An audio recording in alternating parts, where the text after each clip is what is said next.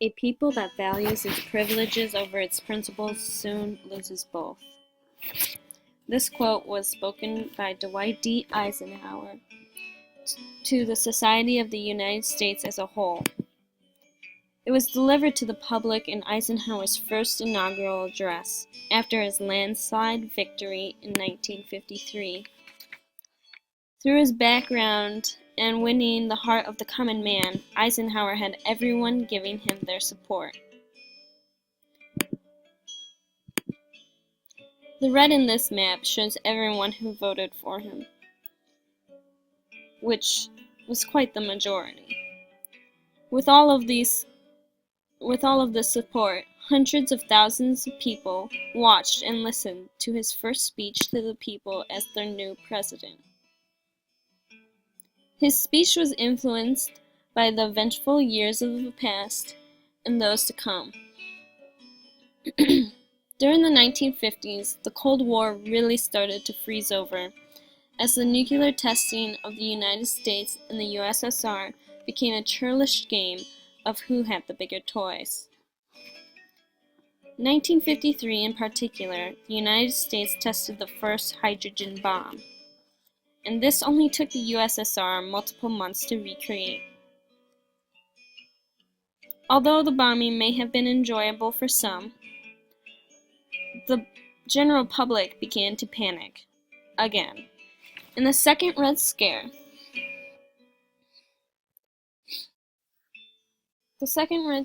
can be seen through some of the artwork brought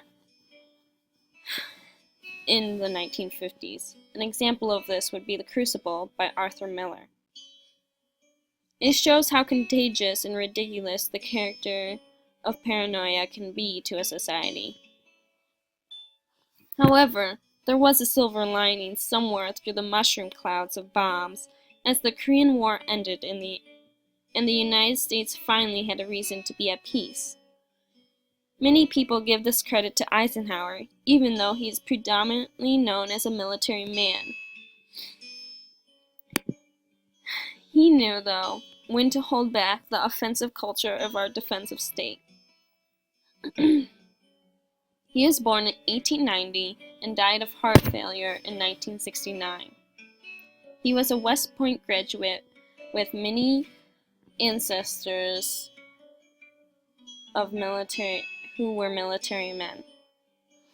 He soon became a 5-star general during World War II, eventually an Allied commander, and then promoted to Chief of Staff for the Army under President Truman. President Truman gave Eisenhower charge of all the troops in Africa to force Germany back into Europe. He completed this deed and eventually gained control of the Allied troops in Europe. He then became the Supreme Commander of NATO forces. With the victory, he then became governor of US-occupied Germany. As he was a good military man, he was also studious, as he became the president of Columbia University. This all gives reason as to why he was so generously elected as the 34th President of the United States, with Richard Nixon as his running mate. More prestigious accomplishments would be sponsoring the Civil Rights Act of 1957, which was the first act of equality since Reconstruction with Abraham Lincoln. He also balanced the budget 3 times. But possibly the biggest accomplishment of Eisenhower was keeping America at peace. And even after he retired from presidency, he kept a finger in national political matters. He gave advice and occasional visits to Kennedy and Lyndon B. Johnson. This shows how hard-working he was and looking for the greater good.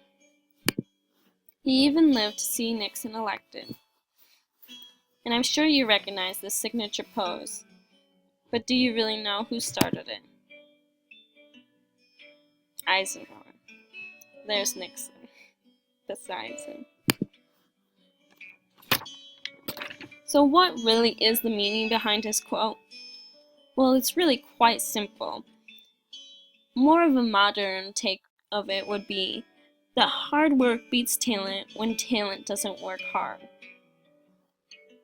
The talent would represent the privilege, or something that you seem to be born with or simply given, while hard work is your principle.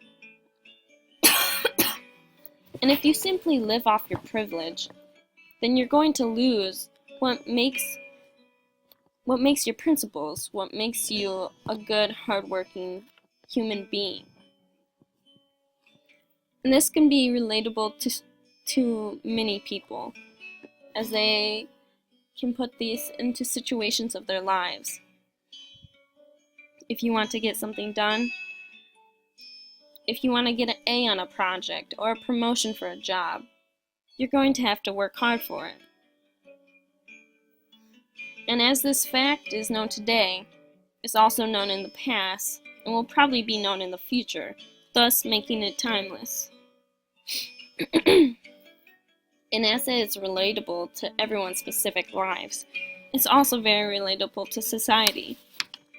Is he declaring that society feels too entitled to things instead of working for them?